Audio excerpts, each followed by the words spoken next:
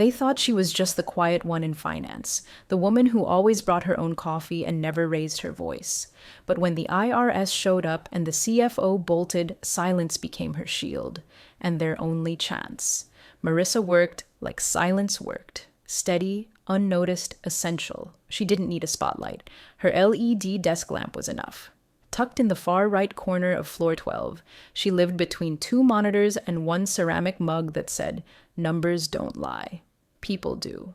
Outside her glass cubicle, chaos was always a few clicks away. Marketing teams yelling across Zoom calls, sales leads bragging in Slack threads, and executives floating from one whiteboarded delusion to another.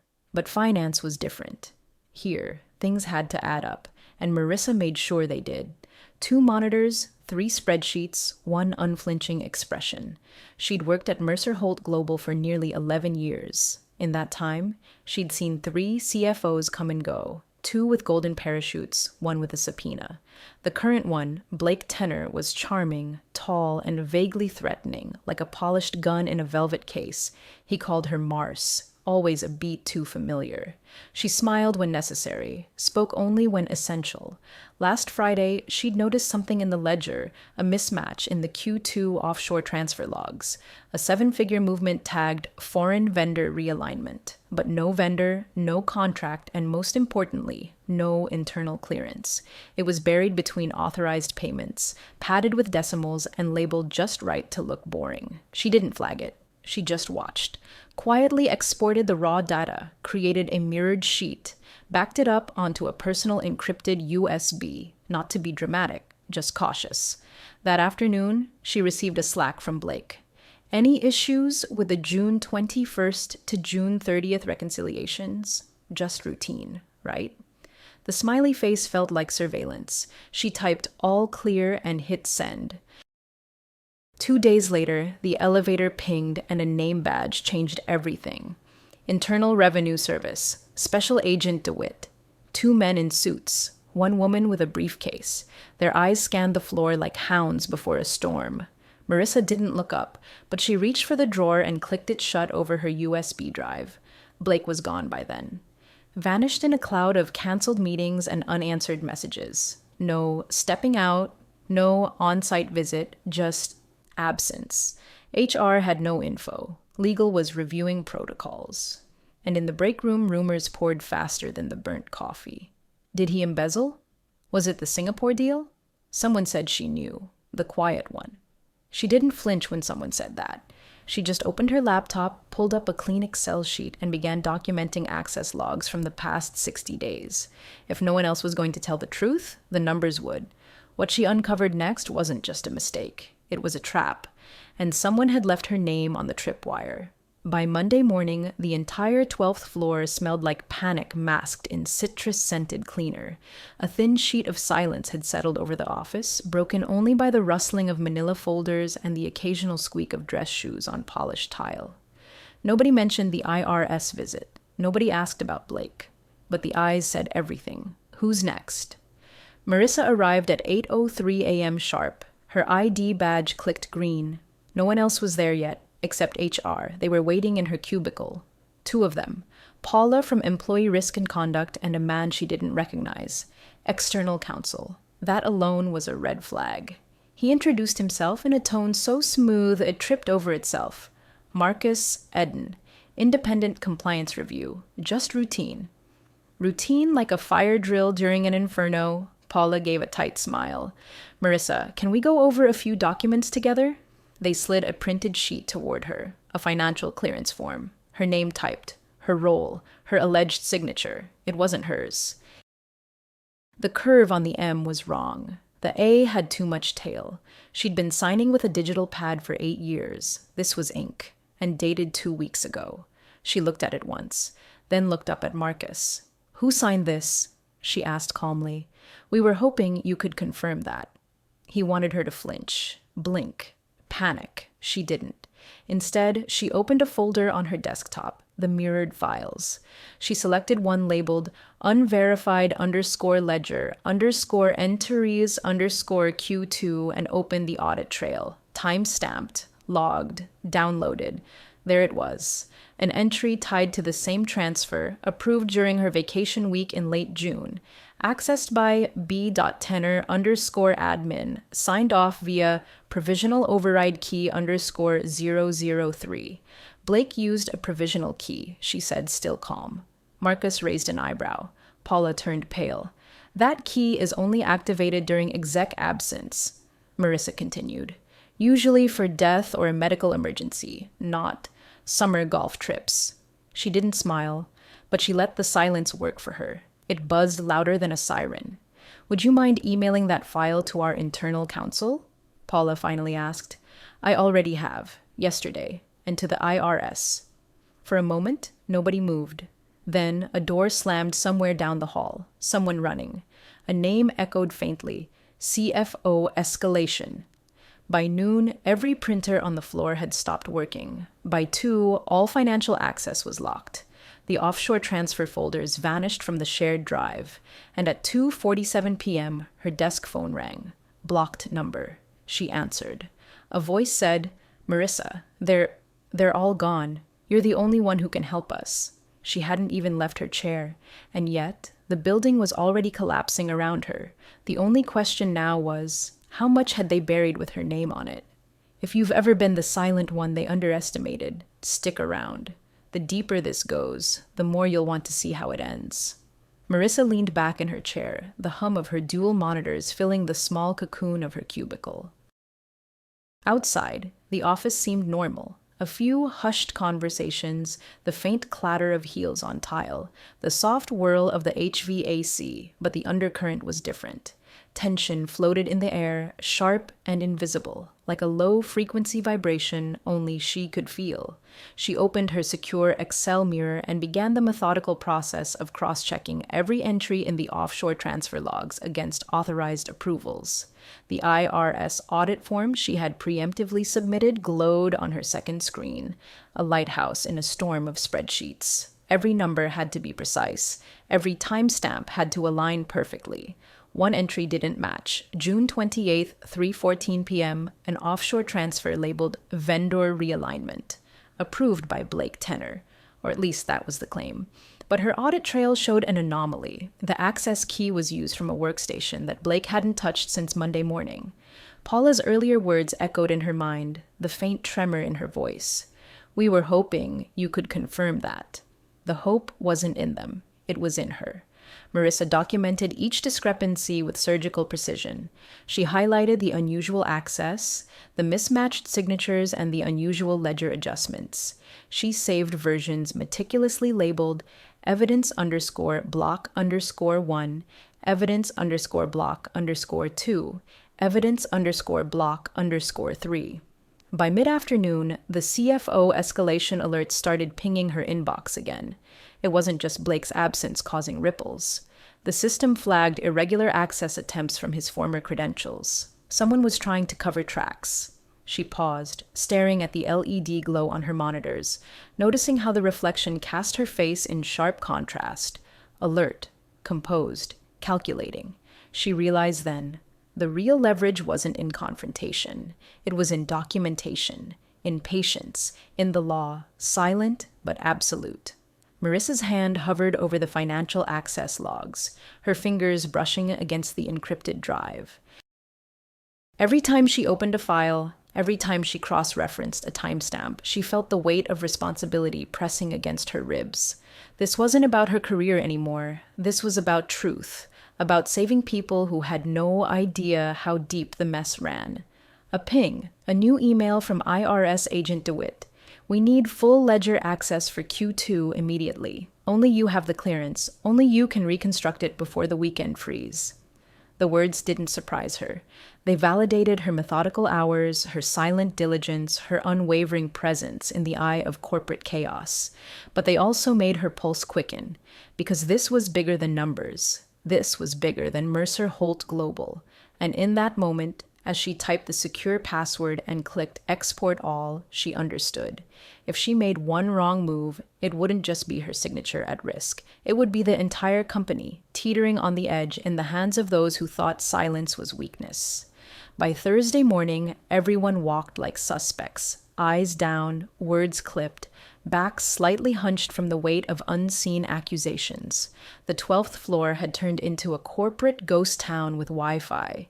HR was locking down access levels. Legal was in a perpetual Zoom loop, and the rumor mill was boiling. But Marissa didn't participate. She didn't need to. Her screen was telling her everything.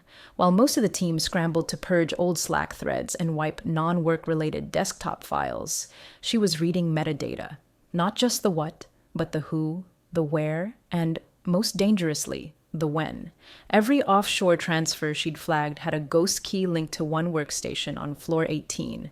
Unregistered, temporary session, no badge history. That floor wasn't finance. It was innovation and strategy. A fancy name for a department that produced more PowerPoints than revenue. But the logs didn't lie. Someone had looped into the system, run Blake's credentials through a masked portal, and routed the funds through a series of briefcase LLCs registered out of Delaware. She grabbed her badge and walked toward the elevator. Floor 18, alone. The doors opened to a world of glass, steel, and fakeness, empty chairs, unread whiteboards, untouched espresso pods. But one door was ajar, the project room. Inside, a single screen blinked blue, still logged in. She stepped closer.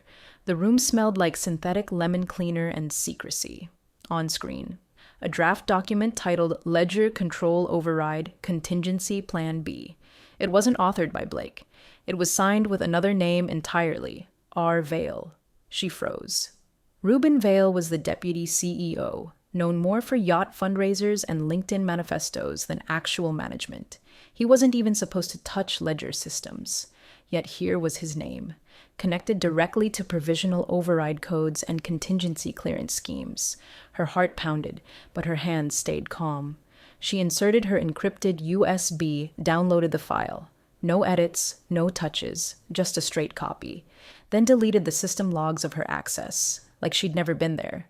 She stepped out of the project room and heard the elevator ding behind her. She turned. Reuben Vale was standing there, alone.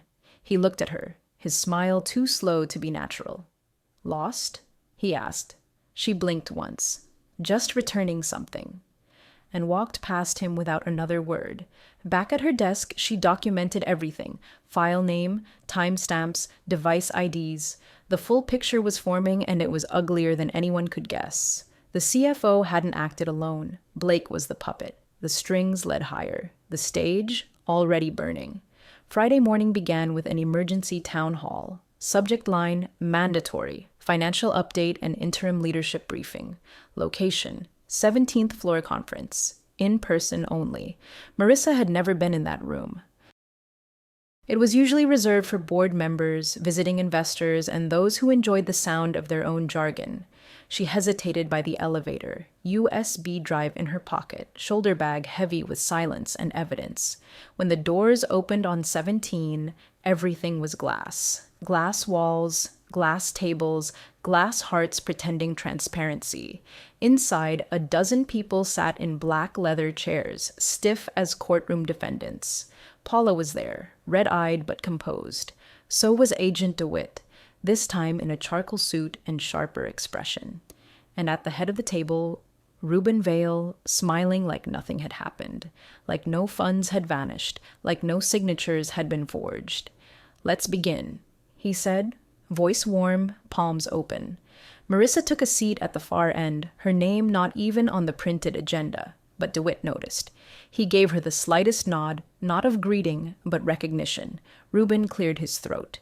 "Given recent disruptions and the unfortunate disappearance of our CFO, we are initiating a full internal review. No criminal accusations are pending at this time." Marissa cut in, her voice quiet but firm. "Is that because the evidence hasn't reached the prosecutors yet, or because it's still being buried?" The room turned. Reuben blinked. "I'm sorry. Do you have something to contribute?" She reached into her bag, laid a printout on the table. "Ledger Control Override, drafted by you, logged from the 18th floor project room at 4:06 p.m. Tuesday." Gasps. DeWitt shifted forward. "I've traced 7 offshore transfers routed through shell entities connected to your private trust. The same trust that owns Horizon Gate LLC, a consulting firm that received $3.2 million last quarter. And I have access logs showing who tried to delete that trail yesterday at 11:17 a.m. Ruben froze. I believe we all deserve transparency, Marissa added, including your investors, the IRS, and the press. He opened his mouth. No words came. DeWitt stood. Ms. Vale, please remain seated. Gasps again. Not Mr. Vale, Mrs. Vale. Marissa blinked, just once. A whisper at the table. His daughter? But Ruben's silence confirmed it. He had listed his daughter as alternate executor of the trust, and she'd pulled the override key. It wasn't just him. This thing was generational, and it was rotting from the inside out. Marissa reached into her bag again, the IRS audit summary file neatly tabbed and time-stamped. I've made my copy, she said. I suggest you make yours. The room was dead quiet. The next morning, Marissa arrived earlier than usual. The parking garage was still echoing with loneliness. Floor 12 hadn't yet turned on the overhead lights, only the glow from the vending machine painted the walls blue and green. She badged in. Red light. Again. Red. Her access was revoked. No warning, no email, no phone call. She stared at the sensor, then turned slowly. A man in a gray polo stood behind her. Facilities. Someone she'd seen 100 times but never spoken to. He gave a small shrug. Corporate order. Legal hold. But she wasn't surprised. She had expected the retaliation, and she had planned for it. What they revoked in access, they could never erase from her hard drive. She walked to the lobby, sat on the stone bench beneath the Mercer Holt Global logo, and pulled out her phone. 2 taps, 1 upload. The entire financial access audit, compressed, encrypted, and time-stamped, hit the secure cloud server she'd set up 3 days ago. IRS had the link. Agent DeWitt had the key. Her name was sealed inside the chain of custody log like steel in concrete. A call buzzed through. Unknown number, she answered. We know what they did. We just needed proof from inside. DeWitt's voice was calmer now, clearer. You were the only one who didn't flinch, Miss Hale. Are you ready to testify? Marissa didn't speak right away. She looked up at the mirrored glass walls above her, Mercer Holt's reflection shimmering against the sky like a fortress. She remembered Blake's smug little smile, the CFO escalation emails, the fake signature, the way they all assumed she'd stay silent, play along, look the other way. Give me a time and place, she said. I'll bring the data and the story. And just as she ended the call, a security guard rushed out of the elevator with a clipboard in hand. Ms. Hale, they're requesting your presence on 17 again. Internal Affairs. She looked at the clipboard. Her name was misspelled. Twice. Tell them I don't work here anymore, she said, standing up. But they said... She turned, walked past him, toward the glass exit. They'll figure it out. Behind her, the Mercer Holt logo flickered slightly, as if even the walls weren't sure what to believe anymore. By Monday, the story had breached the boardroom walls. It began as a whisper in finance blogs, a suspicious offshore pattern linked to a Fortune 500 firm. Then came the anonymous upload on a whistleblower forum. Redacted ledgers, access logs, audit trails, all stamped with Mercer Holt Global's internal identifiers. Within hours, the financial news cycle exploded. IRS probe deepens into multi-million transfer scheme. CFO still missing. New evidence points higher. Unnamed whistleblower holds key to case. Marissa watched it unfold from a quiet co-working space downtown, sipping black coffee beside her laptop. The IRS had advised her to lie low until the subpoenas were filed, but low was relative when your name lived in metadata. Her phone vibrated. Text from DeWitt. Secure transfer approved. Testimony window scheduled. You're protected. She opened the secure folder she'd created, MHG_failure sequence. Inside, 12 documents, each labeled by phase, each matching a specific access violation. She reviewed them again, not out of doubt, but to remind herself how deep the rot ran. At 11:42 a.m., she received a call from an unknown number. She didn't answer. 30 seconds later, a voicemail. Marissa, this is Paula. They're trying to spin it. They're calling it a systems breach. They're blaming an intern. The oldest play in the book, Scapegoat the Invisible. Marissa opened her notes app and typed one word: expected. She knew what would happen next. The press team would deny, the board would panic, legal would scramble for a settlement. And Reuben Vale, he'd find some way to land on his feet. Men like him always did, even with shredded parachutes. But she had one thing they didn't: sequence integrity. Every file she submitted had a blockchain signature. Every timestamp had a hash key. It wasn't just evidence, it was forensic. She opened her inbox. One new message, subject: whistleblower interview, NYT financial section. From senior.investigations@nyt.com. He didn't click it yet. She just stared at the subject line and let the moment breathe.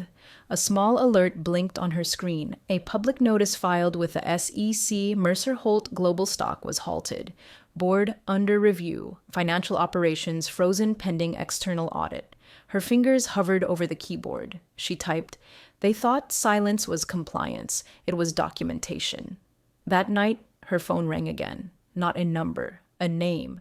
C. Moreland, CEO, Mercer Holt Global. She stared at it for a moment, then answered, her voice quiet. Marissa Hale. A pause. Then his tone, perfectly modulated, dripping with concern. "Marissa, I want to apologize. Personally, what happened should have never reached this point." She didn't reply. Let the silence make him nervous. "I understand you've been working with federal agents. We want to cooperate fully," he continued, "but this has all escalated. Mistakes were made on many sides." She smiled faintly at the phrase, many sides. Cowards speak for, "We're guilty, but not just us." "I'm not interested in summaries, Mr. Moreland," she said. "Only accuracy." He cleared his throat. "We'd like to discuss a resolution. Discreetly, full benefits, severance, a consulting retainer if needed, you'd be protected." There it was, the offer, wrapped in velvet, soaked in gasoline. "Protected from what, exactly?" she asked. From the other end, a pause. Then, "Marissa, the press is shaping a narrative. We'd rather you not be caught in the political part of this. There are reputational risks, things that spiral." "You mean facts?" He sighed, finally dropping the mask. "You're playing a dangerous game. You were a great asset. Let's not destroy each other." She leaned back in her chair, staring at the window. Downtown glowed below like an indifferent galaxy. "No," she said softly. "Let's destroy the lie." Before he could respond, she ended the call. 5 minutes later, she received a forwarded email from DeWitt. Subject: Subpoena, number 1182, confirmed. She read the attachment. Full audit trail request, internal communications, financial documents, executive access logs. Her name wasn't in the target list. She was the key holder, not the target. A second later, another email arrived, this time from Paula. A single sentence. "Legal is panicking. They're rewriting everything. Thought you should know."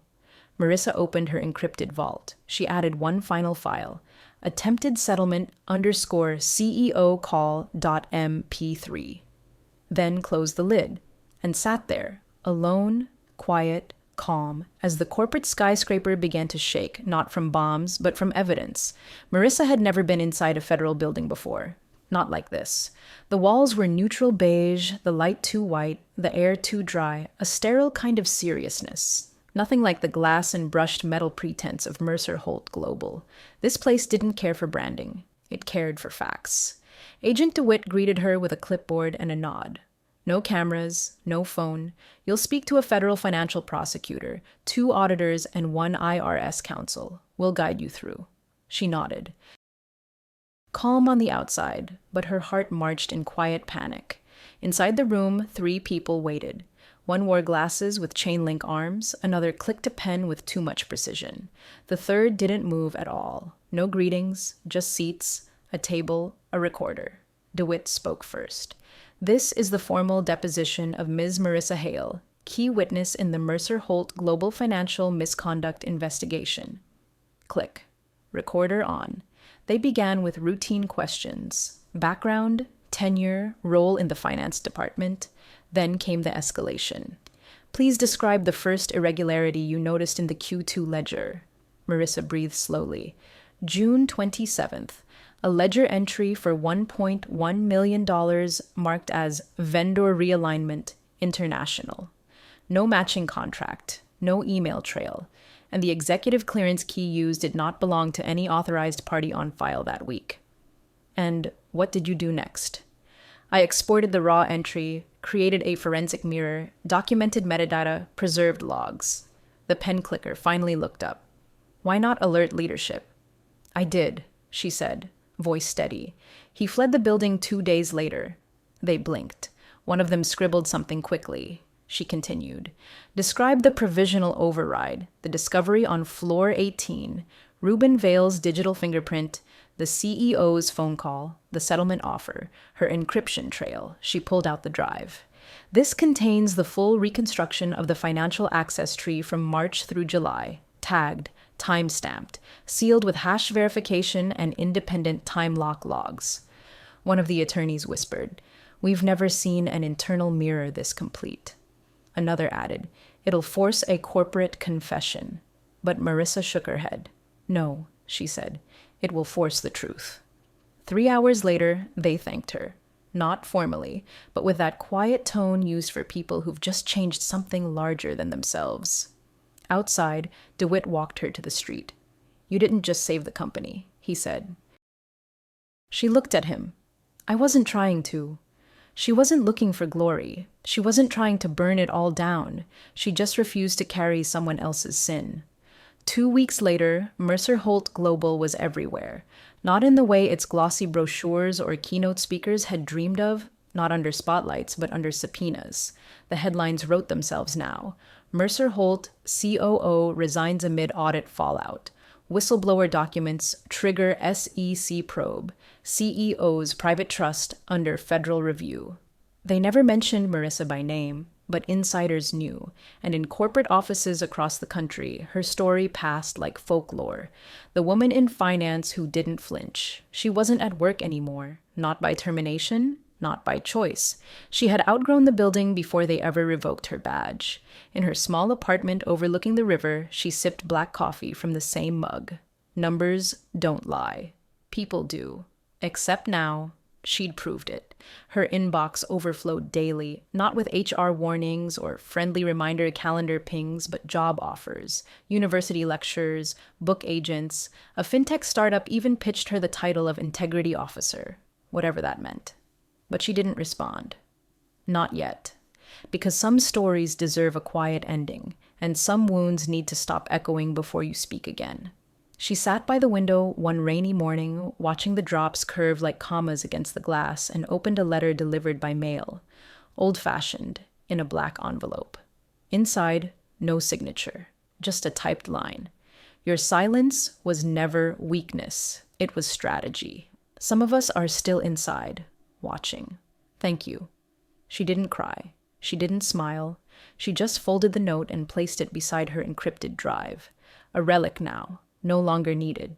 There was peace in knowing she didn't burn the building down. She exposed the matches they were hiding behind the mission statements. And as the city moved outside her window, horns, headlines, human noise, Marissa poured another cup of coffee. She had no LinkedIn post, no interview on CNBC, no press tour, just the quiet satisfaction of having been the last person in the room who told the truth and didn't back down when it mattered.